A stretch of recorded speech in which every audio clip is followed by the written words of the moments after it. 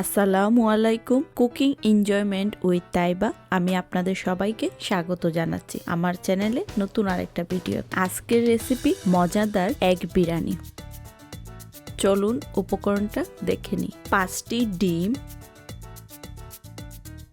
2 cup চাল, 1 cup tomato কুচি, আধা কাপ ধনেপাতা কুচি, 2 চামচ গোলাপ জল, লবণ স্বাদ মতো, 1 চামচ বিরিয়ানির মশলা, 2টি তেজপাতা, আধা চামচ মরিচ গুঁড়ো, আধা চামচ হলুদ গুঁড়ো, আধা চামচ ধনে গুঁড়ো, 1 কাপ পেঁয়াজ কুচি করে নেওয়া, 1 কাপ পেঁয়াজ বেরেস্তা, 1 চামচ ঘি, 3 চামচ তেল, 1 চামচ আদা বাটা, 1 চামচ রসুন বাটা, 1 কাপ পেঁয়াজ বাটা। প্রথমেই যা করব, আগে থেকে ডিমগুলো সিদ্ধ করে নিচ্ছি। এখন একটা কাঁটা চামচের সাহায্যে ছিদ্র করে নিচ্ছি যাতে না ফেটে যায়, বা আপনারা সাইড দিয়ে 3টা দাগ কেটেও দিতে পারেন।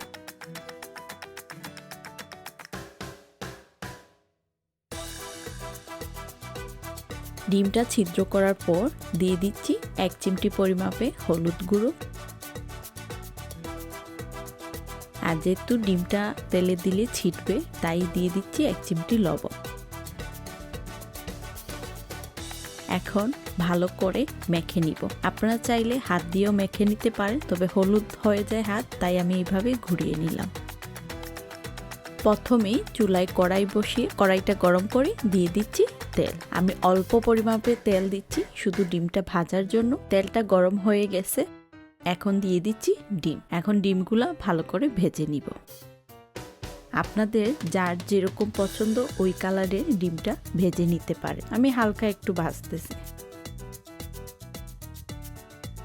হালকা ভাজার পর এখন আমি উঠিয়ে নিচ্ছি। আপনারা চাইলে আর একটু কড়া রং করে নিতে পারেন। একই কড়াইয়ে বাকি তেলটুকু দিয়ে দিচ্ছি। 2টি তেজপাতা 2 টুকরো করে, সাথে দিয়ে দিচ্ছি কুচি করা পেঁয়াজ। এখন ভালো করে নেড়ে চেড়ে একটা স্বচ্ছ কালার পর্যন্ত ভেজে নিব।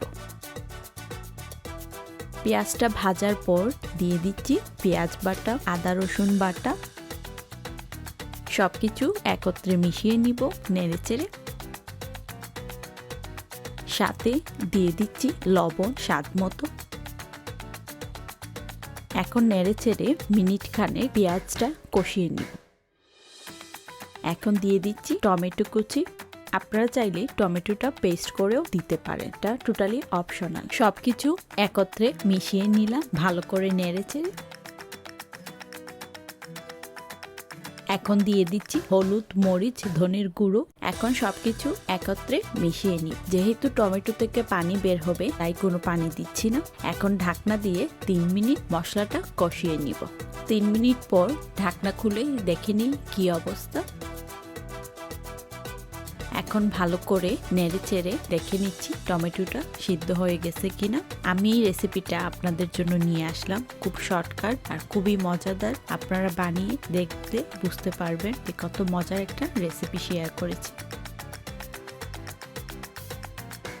মশলা কষানোর পর দিয়ে দিচ্ছি চাল। চালটা আমি ভালো করে ধুয়ে দিয়ে দিচ্ছি। তা আগে থেকে ভিজিয়ে রাখা লাগবে না, কোনো ঝামেলা নাই। আমি দিচ্ছি বাসমতি রাইস, তবে আপনারা যে কোনো পোলার চাল দিতে পারেন, শুধু সিদ্ধ চাল ছাড়া। এখন ভালো করে সবকিছু একত্রে মিশিয়ে নিচ্ছি যাতে চালের গায়ে সব মশলা লেগে যায়। এই বিরিয়ানিতে চালটা ভাজতেও হবে না। আমি শুধু ভালো করে মিশিয়ে দিয়ে দিচ্ছি পেঁয়াজ বেরেস্তা, ধনে পাতা। আপনারা চাইলে পুদিনা পাতাও দিতে পারেন একইভাবে কুচি করে। আমার বাসায় তৈরি করা বিরিয়ানির মশলা আমি 1 চামচ ব্যবহার করছি। আপনারা কিনা প্যাকেট ব্যবহার করলে 2 চামচ দিতে পারেন একই পরিমাপে হলে, নাইলে আপনার টেস্ট বারের উপর বাড়িয়ে কমিয়ে নিবে। এখন আবারও ভালো করে নেড়েচেড়ে মিশিয়ে নিচ্ছি।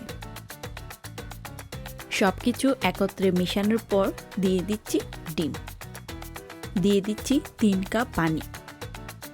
আমি রাইস কুকারের কাপ দিয়ে 2 কাপ চাল নিছিলাম, 3 কাপ দিচ্ছি। যেহেতু টমেটো একটু জুসি আছে তাই অল্প দিচ্ছি। এখন ঢাকনা দিয়ে 3 মিনিট অপেক্ষা করব মিডিয়াম হিটে। 3 মিনিট পর ঢাকনাটা খুলে নিচ্ছি। দেখুন পানিটা অনেকটা টেনে গেছে। এখন আবারও একটু নেড়েচেড়ে নিচ্ছি। এখন দিয়ে দিচ্ছি আবারও পেঁয়াজ বেরেস্তা, ধনেপাতা, গোলাপ জল আর 1 চামচের মতো ঘি। ঘিটা শুধু ফ্লেভার দেওয়ার জন্য, আপনারা চাইলে অ্যাভয়েড করতে পারেন। এখন সবকিছু ভালো করে মিশিয়ে নিচ্ছি।